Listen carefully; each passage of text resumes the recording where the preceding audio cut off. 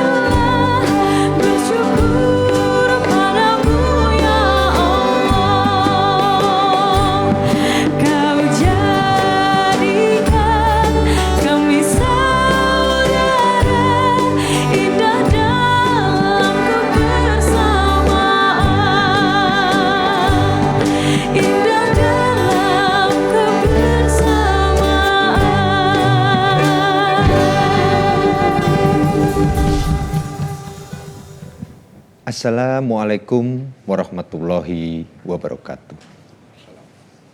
Sobat NKRI dimanapun Anda berada, kita berjumpa dalam acara Inspirasi Sahur bersama Badan Kebudayaan Nasional Pusat PDI Perjuangan.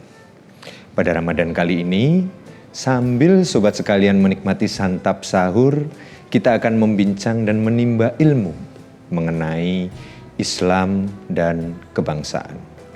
Tentu saja dalam berbagai perspektifnya bersama Badan Kebudayaan Nasional Pusat PDI Perjuangan. Mungkin dari para sobat di rumah belum banyak yang mengetahui tentang sejarah Islam dan juga sejarah tentang kehidupan Nabi Muhammad Sallallahu Alaihi Wasallam. Bagaimana kemudian Nabi Muhammad memberikan konsepsi besar dalam membangun tata kelola masyarakat modern melalui apa yang dikenal dengan Piagam Madinah. Maka pada episode kali ini kita akan berbincang mengenai sebuah tema penting, yaitu Piagam Madinah, semangat keadilan dan kesetaraan. Bersama kita telah hadir seorang narasumber yang sangat luar biasa menginspirasi. Beliau adalah Khatib Syuriah, pengurus besar Nahdlatul Ulama dan mantan juru bicara Presiden Kiai Haji Abdurrahman Wahid. Sudah hadir bersama kita Al-Mukarram Romo Yai Yahya Khalil Stakuf. Selamat pagi. Selamat pagi. Pak Yai, Assalamualaikum. Sehat? Bagaimana kabarnya? Alhamdulillah. Alhamdulillah. Terima kasih sudah meluangkan waktu Pak Yai untuk hadir bersama Badan Kebudayaan Nasional Pusat PDI Perjuangan. Berbincang tentang Piagam Madinah sebenarnya bagi kami yang awam ini Pak Yai. Sebenarnya Piagam Madinah itu apa Pak Yai? Ya, Piagam Madinah itu adalah semacam tawaran dari Rasulullah Muhammad SAW yang kemudian diterima oleh masyarakat Madinah pada waktu itu. Ya. Nah, yang kemudian kita dapati sekarang bahwa maknanya sebetulnya mengandung visi tentang peradaban yang lebih mulia bagi seluruh umat manusia di masa depan, yang baru mulai kita lihat realisasinya sesudah Perang Dunia Kedua. Ya. Maka kita harus memahami Piagam Madinah itu secara utuh dari antara teks dengan konteksnya. Konteks dari kelahiran Piagam Madinah itu adalah Rasulullah Muhammad SAW hadir di tengah masyarakat Madinah sesudah hijrah, dan di sana ada realitas masyarakat Arab sendiri yang pada waktu itu sangat terpecah-pecah di antara kabilah-kabilah, suku-suku, bukan hanya di Madinah tapi di seluruh jazirah, dan ada tradisi untuk saling menyerang satu sama lain. Tradisi saling ada namanya, istilahnya oleh para pakar sejarah disebut sebagai tradisi tribal raids. Jadi saling serbu antara satu suku dengan suku yang lain. Sehingga bahkan di Madinah sendiri yang tidak terlalu luas, orangnya tidak terlalu banyak, ada dua suku yang tinggal berdekatan di situ, yaitu dua suku Arab dan dua suku Yahudi. Suku Arab Khazraj dan Aus, dan suku Yahudi ini Bani Qainuqa dan Bani Nazir.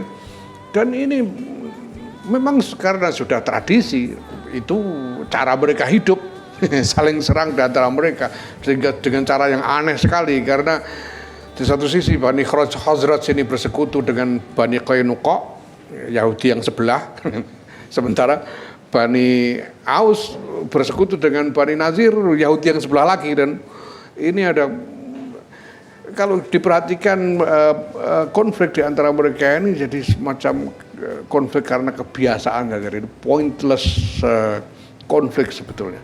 Sehingga kemudian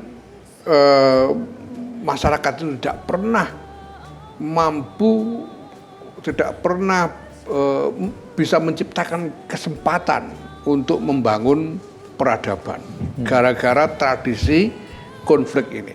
Kita tahu bahwa pertama kali ada orang Arab tercatat dalam sejarah sebagai masyarakat Jazirah Arab itu pada zaman Nabi Ismail alaihissalam.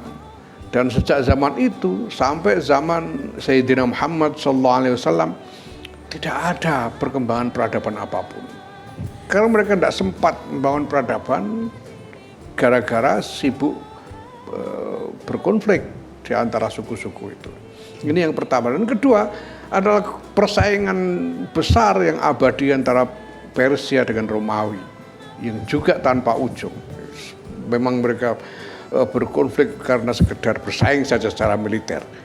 Nah, di situ kita bisa pahami bagaimana teks dari Piagam Madinah, apa yang diusulkan oleh Rasulullah Muhammad SAW dengan Piagam Madinah ini luar biasa sekali maknanya sebagai pondasi dari peradaban yang lebih harmonis, lebih mulia untuk masa depan umat manusia.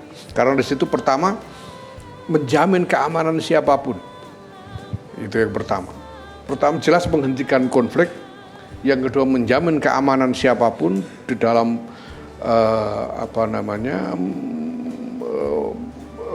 pergaulan maupun di dalam bergerak di muka bumi ini. Dan yang ketiga jelas adalah keadilan yang setara di antara seluruh anggota masyarakat. Nah, ini sesuatu yang sangat baru. Sebelum itu, yang namanya satu orang dari satu suku melintas di wilayah yang dikuasai oleh suku yang lain, ya nasibnya jelas, pasti mati gitu. Begitu juga sebaliknya gitu. Begitu juga antara Romawi dan Persia, ada orang Persia keluyuran di wilayah Romawi, ya nasibnya jelas gitu. Nasibnya pasti tidak aman. Nah, ini punya konteks yang sangat luas dan universal, dan pada ujungnya akan tergambar di situ visi peradaban umat manusia yang realitasnya jelas-jelas heterogen. Mau apa lagi? Tidak bisa manusia disuruh seragam. Tapi bagaimana hidup di dalam heterogenitas itu dengan harmonis. Sebuah catatan tadi yang coba saya tangkap, Pak Yai. Jadi di satu sisi Kanjeng Nabi Muhammad SAW ketika berhijrah masuk ke Madinah mendapati suatu konteks di mana masyarakat yang majemuk, masyarakat yang heterogen, dan kemudian mengambil sebuah keputusan, sebuah kebijakan yang tadi disampaikan sendiri oleh Pak Yai itu jadi sebuah maslahah, sesuatu yang baru yang menghasilkan maslahah. Yang ingin saya tanyakan berikutnya, Pak Yai, apakah itu hanya semata-mata sebagai upaya untuk mengambil langkah di dalam tata kelola pemerintahan di Madinah, ataukah itu juga mampu menjadi model bagi sebuah dakwah Islam? Karena kalau menurut saya itu seperti yang disampaikan Pak Yai tadi, sebuah hal yang sangat luar biasa. Kanjeng Nabi melihat masyarakat majemuk, tapi kemudian tidak berusaha untuk memaksakan di Madinah tersebut berada dalam satu hukum Islam gitu misalnya. Ini ada dua sisi nih kan, Pak Yai. Nah, menurut Pak Yai ini bagaimana? Apakah memang semata hanya keputusan kenegaraan, keputusan politik, ataukah memang lebih dari sekedar itu? Ya, kalau kita lihat teks dari Piagam Madinah, di situ jelas-jelas ada ekspresi-ekspresi yang spesifik terkait dengan konteks realitas pada waktu itu. Disebut tentang Khosraj, Aus dan sebagainya. Dan memang sesuatu yang baru dengan Rasulullah Muhammad SAW itulah Aus dan Khazraj dan Bani Qainuqa, Bani Nazir bisa didamaikan di atas basis kesepakatan bersama, yaitu Piagam Madinah itu. Nah, tapi kalau kita lihat ini dalam konteks yang lebih luas, apakah itu di dalam masyarakat Jazirah Arab sendiri maupun konteks dinamika utama dari sejarah peradaban, yaitu persaingan antara Persia dan Romawi, kita lihat bahwa makna dari Piagam Madinah itu sangat universal. Kita bahkan bisa melihat relevansi dari semangat Piagam Madinah itu di dalam realitas kita hari ini. Kita hidup di dalam masyarakat yang heterogen, dan kita tidak ada, dan kita tidak boleh mencari cara untuk saling mendominasi satu sama lain, tetapi kita harus membangun suasana harmonis dengan menjamin keadilan dan keamanan bagi semua orang. Ini yang menjadi visi besar dari Piagam Madinah itu. Nah, untuk realitas kita hari ini, nilai fundamental inilah yang harus kita bumikan. Kalau realitas kita hari ini ada negara bangsa, ada kita tahu ada perserikatan bangsa-bangsa, ada negara-negara besar yang saling bersaing, ya, dan menimbulkan masalah di mana-mana. Ya, kita harus ajak umat manusia ini kepada semangat Piagam Jakarta ini, ya, Piagam Madinah. Ini, yaitu bahwa kita harus memperjuangkan satu platform kehidupan bersama di antara masyarakat yang heterogen ini, supaya kita bisa saling berdampingan dengan damai dan harmonis, dan setiap orang mendapatkan keadilan di dalam kesetaraan martabatnya. Kesetaraan, kesamaan hak, catatan penting dari Piagam Madinah, apa yang kemudian dilakukan oleh Kanjeng Nabi Muhammad SAW, sebuah ikhtiar yang tentu saja dikenang ya sebagai sebuah bagian dari sejarah panjang dunia, dan saya rasa nilai-nilai relevan tadi yang disampaikan oleh Pak Yai menjadi penting untuk kita lihat di konteks zaman sekarang. Masih ada beberapa hal seperti sebenarnya kesetaraan itu apa, kemudian bagaimana kita berusaha membangun tata pergaulan dunia yang adil dan setara itu bagaimana. Tapi ditahan dulu Pak Yai, sehabis ini kita akan lihat dulu sajian musik dari Badan Kebudayaan Nasional Pusat PDI Perjuangan sebagai berikut.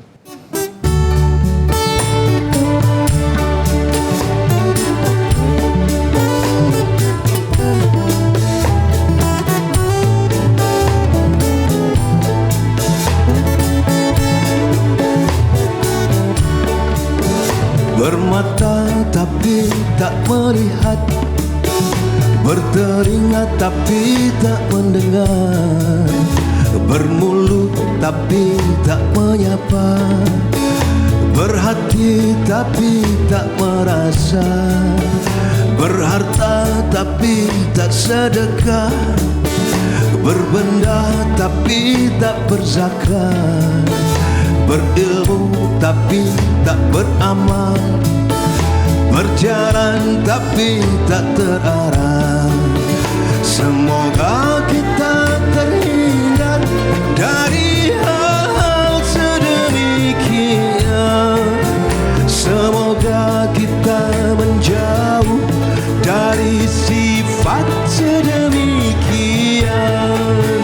Beramal tapi kurang ikhlas, berjanji tapi suka rupa, bergunjing hampir tiap hari, berkata sering menyakitkan.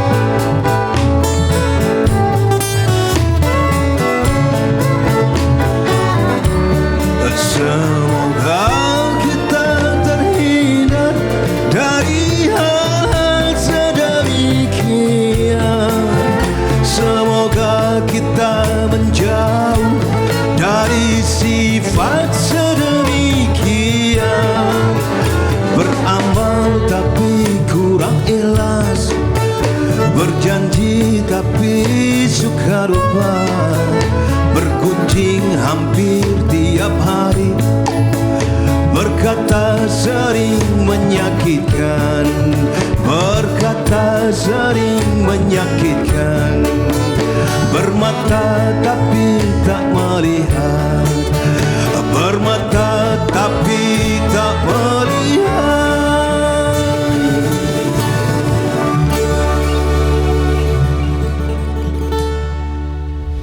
Sobat NKRI sekalian, bertemu lagi dengan Inspirasi Sahur Badan Kebudayaan Nasional Pusat PDI Perjuangan.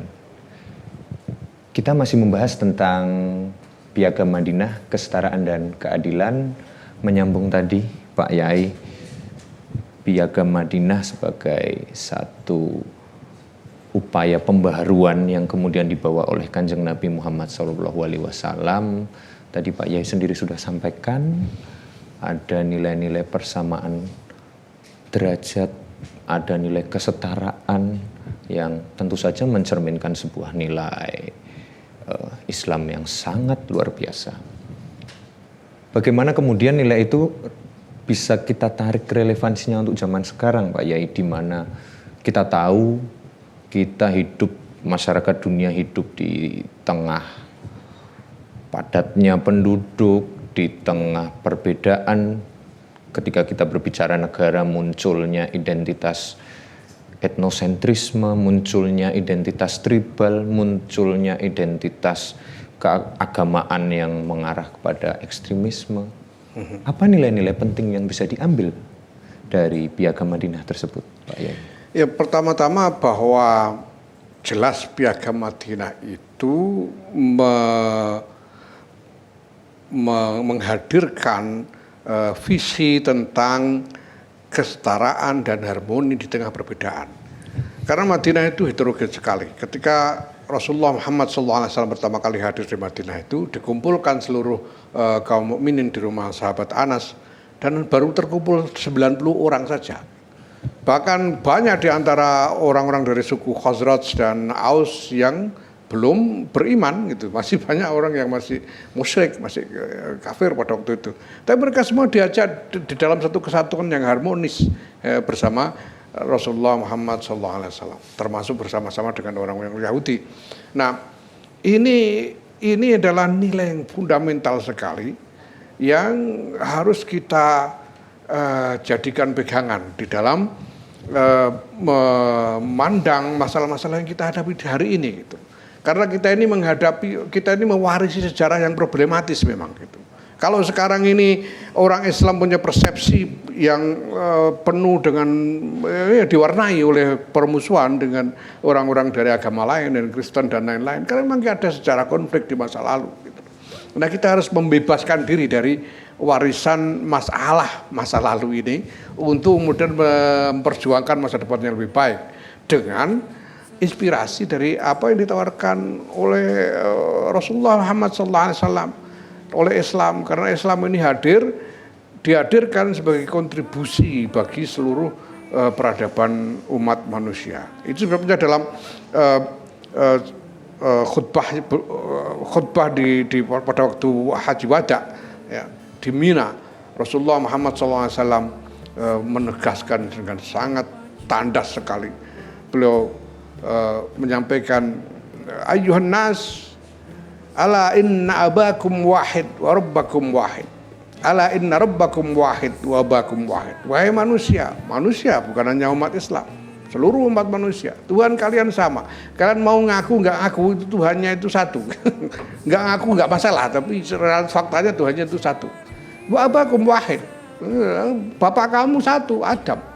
Maka kalian harus saling menghargai satu sama lain. Dan beliau tegaskan, ala fadla ala arabiyyin, ala fadla li arabiyyin ala ajami, wala li ajami ala arabi, ala fadla ala li aswad ala ahmar, wala li ahmar ala aswad. Tidak ada keutamaan dari orang Arab melebihi orang bukan Arab, dan tidak bagi orang bukan Arab atas orang Arab. Tidak ada kelebihan orang berkulit merah atas orang berkulit hitam dan sebaliknya. Karena kita semua ini, kita adalah keturunan dari bapak yang sama, yaitu Adam alaihissalam. Maka yang harus kita upayakan adalah bagaimana di tengah-tengah perbedaan yang apa boleh buat. Realitas kita ini memang berbeda. kita harus upayakan bagaimana kita dengan berbagai macam perbedaan bisa hidup berdampingan secara damai, harmonis, dan masing-masing orang mendapatkan keadilan secara setara. Ini yang ya harus menjadi semangat kita di dalam memperjuangkan masa depan yang lebih baik, peradaban yang lebih mulia bagi umat manusia di masa depan. Ya. Nah, adapun warisan sejarah yang bermasalah ini harus kita perbaiki kerusakannya, bukan kemudian membalikkan lagi menjadi memaksakan kembali kepada masalah-masalah di masa lalu, tapi kita harus perjuangkan perbaikannya untuk masa depan. Tidak membalik ke masa lalu, sebuah catatan yang sangat menarik, para pemirsa sekalian. Tidak membalik masa lalu, tentu yang dimaksud dengan Pak Yai ini adalah tidak secara mentah-mentah kembali ke kondisi pada masa dahulu. Nah, tantangan tentu seperti yang Pak Yai tadi sampaikan, ada teks, ada konteks. Konteksnya pada waktu Rasulullah Shallallahu Alaihi Wasallam berhijrah, terus kemudian mempersuasi seluruh komponen masyarakat di Madinah pada waktu itu yang sangat beragam, heterogen. Kemudian tadi juga disampaikan bahwa kita perlu membangun sebuah tata masyarakat yang setara dalam harmoni. Nah, itu konteksnya pada waktu itu, Pak Yai Nyun Sewu. Nah, kalau zaman sekarang di tengah teknologi, di tengah arus informasi yang cepat, terus kemudian hubungan antar manusia sudah menjadi sangat privat, ada tantangan tersendiri. Pada masa dahulu mungkin perang ketika sedang bertemu. Tadi Pak Yai sampaikan satu bani menyeberang lewat daerahnya bani lain, terus kemudian dihabisi. Tapi situasi sekarang yang berkembang adalah di tengah Internet of Things, di tengah pola-pola hubungan yang kemudian menjadi sangat terbuka, itu konflik kemudian menjadi jauh lebih mudah tersulut oleh sentimen, oleh sebuah propaganda. Apa pelajaran penting yang kemudian bisa kita bawa, Pak Yai, bagi para pemirsa sekalian tentunya, untuk kemudian membawa semangat dari Piagam Madinah ini dengan nilai-nilai luhurnya yang sangat luar biasa tadi Pak Yai sampaikan, dengan kondisi di zaman sekarang? Ya, jadi sekali lagi saya tekankan bahwa apa yang dihadirkan oleh Rasulullah Muhammad SAW itu adalah visi tentang masa depan peradaban yang lebih baik. Nah, bahwa sesudah itu ada perjalanan sejarah yang mungkin belum ideal. Ini yang harus terus-menerus kita perbaiki. Kita jangan kembali kepada keadaan yang tidak ideal di masa lalu. Misalnya ya, jelas pada waktu itu masih ada sistem perbudakan. Perbudakan dianggap normal. Nah, sekarang kita sudah menyatakan bahwa perbudakan itu kriminal. Semua orang menolak perbudakan. Ya jangan balik lagi, karena perbudakan ini jelas tidak bisa diterima dalam konteks nilai kesetaraan martabat umat manusia. Dulu itu kita dunia itu bergulir di dalam dinamika konflik antar identitas. Ada Turki Utsmani Islam, ada negara-negara Kristen Eropa, kerajaan Kristen Eropa saling berkonflik ratusan tahun. Maka ada konsep namanya Darul Islam, itu dalam konteks konflik antar agama gitu. Nah, sekarang kita sudah punya tataran baru secara internasional, ada rezim perbatasan, ada nilai-nilai hak asasi manusia. Kita jangan kembali lagi pada masa lalu gitu. Justru hal-hal yang sekarang ini menjadi tantangan kita ini harus kita cari jalan keluarnya. Kalau internet sekarang ini kurang lebih mendorong adanya pengerasan konflik di antara berbagai identitas, maka kita harus bicara. Ya, kekuatan besar, apakah itu stakeholder politik global, maupun kekuatan-kekuatan ekonomi, kekuatan stakeholder dari platform informasi, internet, media sosial, harus bicara tentang nasib peradaban umat manusia seluruhnya ini. Bagaimana kita membangun tatanan yang lebih baik ya, supaya kita tidak runtuh bersama-sama. Karena kalau kita turuti konflik ini, nggak akan ada yang menang. Tidak akan ada yang menang. Akan ada yang menang. Tidak akan ada yang menang kalau kita turuti konflik. Kita Itulah hanya pentingnya bisa harmoni menang bersama atau runtuh ya. bersama. Menang bersama atau runtuh bersama. Sebuah catatan yang sangat luar biasa. Bagaimana kita kemudian menjadi penting untuk mereaktualisasikan nilai-nilai dari Piagam Madinah. Terakhir Pak Yai, apa pesan untuk anak muda seperti saya dan mungkin ribuan, ratusan ribu atau jutaan yang sedang menonton pada kesempatan pagi hari ini, anak-anak muda, apa pesan penting yang bisa diambil dari semangat Piagam Madinah? Ya, pertama jelas bahwa masa depan nasib kalian, bukan nasib saya gitu. Kalian masa depan kalian nanti mungkin saya sudah nggak ada gitu. Jadi kalian harus pikirkan masa depan, nasib kalian sendiri di masa depan itu. Dan kalau ada misalnya generasi saya sekarang ini ngajak rusak, ya jangan mau, itu nasib kalian gitu. Kalau ada orang-orang dari generasi saya atau generasi yang telah lalu ngajak rusak-rusakan, ini nasib kalian, generasi muda ini. Kalian harus perjuangkan nasib kalian yang lebih baik gitu. Dan catatan yang sangat ingin saya tegaskan adalah itu lagi, sekali lagi bahwa kalian ini, kalau kalian masih terus memperturutkan syahwat kelompok identitas untuk mendominasi yang lain, kalian tidak akan berhasil, tidak akan ada masa depan. Karena sekali lagi kalian hanya bisa menang bersama atau runtuh bersama. Kalian cuma punya dua pilihan itu. Satu-satunya cara untuk menang bersama adalah jika kalian bisa hidup berdampingan dengan damai dan harmonis di tengah-tengah berbagai macam perbedaan ini dan menegakkan keadilan. Luar biasa sekali. Terima kasih Sama-sama Pak Yai atas ilmunya pada kesempatan pagi hari ini. Baiklah Sobat NKRI sekalian dimanapun Anda berada, cukup hangat, sangat berisi dan sangat menginspirasi perbincangan kita pada pagi hari ini. Sampai tidak terasa bahwa kita sudah tiba di penghujung acara.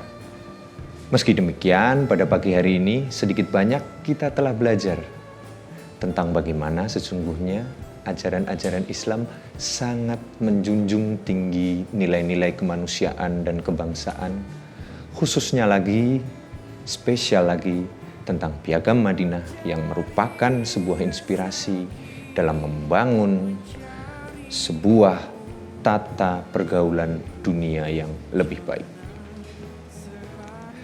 Piagam Madinah mengandung semangat, persamaan, toleransi, harmoni, nilai-nilai kebangsaan yang luhur dan menjadi titik inspirasi dan kekuatan dalam membentuk peradaban dunia pada umumnya dan peradaban Indonesia khususnya. Agama dan kebangsaan bukan untuk dipertentangkan. Justru ia adalah kekuatan kita untuk menjadi bangsa yang besar dan bangsa yang disegani. Mari kita terus jaga keharmonisan dan kerukunan bangsa ini dengan sikap saling menghormati, menjaga kesetaraan, saling pengertian, serta terus menumbuhkan rasa empati dan gotong royong dalam memecahkan masalah-masalah bangsa ini bersama-sama. Kita akan berjumpa kembali esok pada jam yang sama, tetap di akun YouTube BKN Pusat PDI Perjuangan. Tentu saja jangan lupa like, subscribe, dan komen. Ya. Saya tutup. Wassalamualaikum warahmatullahi wabarakatuh dan merdeka. Assalamualaikum warahmatullahi wabarakatuh. Semangat Ramadan adalah semangat untuk menjaga diri, menjaga hati, dan saling berbagi. Dengan berpuasa, kita belajar untuk peduli dan saling menghargai satu sama lain. Badan Kebudayaan Nasional Pusat PDI Perjuangan akan hadir setiap hari dalam acara Inspirasi Sahur Ramadan pukul 3 pagi di YouTube BKNP PDI Perjuangan. Pergilah ke pasar naik sepeda. Di pasar membeli sayur mayur. Ucapkan selamat makan sahur sebelum waktu imsak tiba. Wassalamualaikum warahmatullahi wabarakatuh.